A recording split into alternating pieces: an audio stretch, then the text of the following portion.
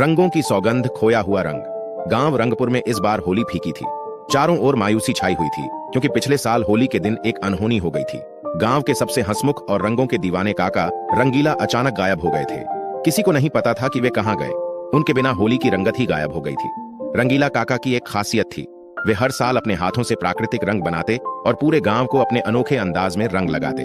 उनकी हंसी और मस्ती के बिना होली अधूरी लग रही थी। अजनबी का संदेश। होली से एक दिन पहले गांव के चौपाल पर एक अजनबी आया।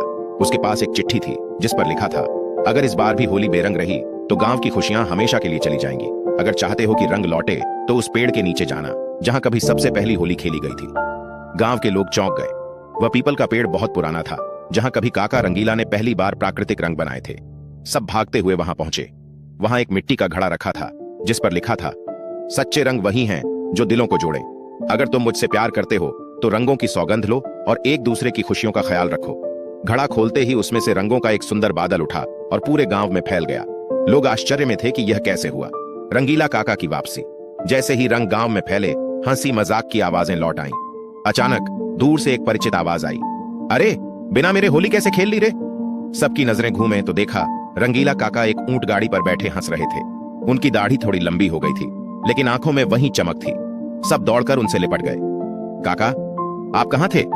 काका हंसकर बोले, मैं तो तुम्हारे प्यार का इम्तिहान ले रहा था। सोच रहा था कि जब तक तुम मेरे रंगों को याद करोगे तब तक मैं वापस नहीं आऊंगा, लेकिन तुमने मेरी सौगंध निभाई, रंग कभी नहीं भूले। फिर क्या था, पूरे गांव ने जमकर होली खेली। इस बार सिर्फ गुलाल नहीं उड़ा बल्कि दिलों के बुझे हुए रंग भी खिल उठे। सीख, होली सिर्फ एक त्योहार नहीं बल्कि दिलों को जोड़ने का जरिया है। जब तक प्यार और अपनापन जिंदा है तब तक रंग कभी नहीं मिटते। कैसी लगी यह अनोखी होली की कहानी? कमेंट करके बताएं।